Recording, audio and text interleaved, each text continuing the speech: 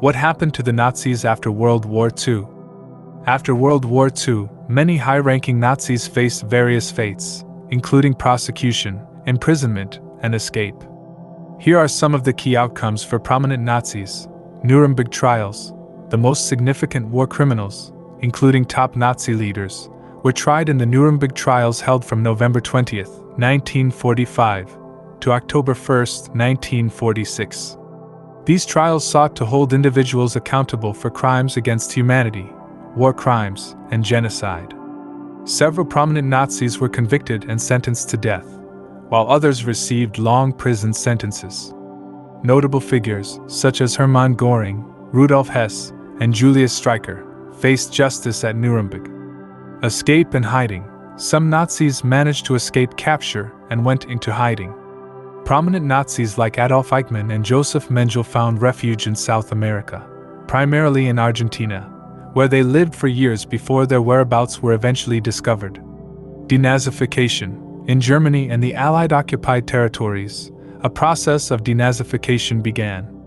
This involved purging former Nazis from positions of power and influence. Not all former Nazis were prosecuted, but many lost their jobs, and their roles in society were diminished. Post-war government and intelligence. A number of former Nazis found employment in post-war governments, including West Germany's government, where some officials had Nazi backgrounds. Additionally, intelligence agencies such as the CIA and the Soviet KGB recruited former Nazis for their expertise during the early years of the Cold War, sometimes shielding them from prosecution. War criminals at large. Some war criminals remained at large for decades. It was only later that efforts to track down and prosecute them gained momentum.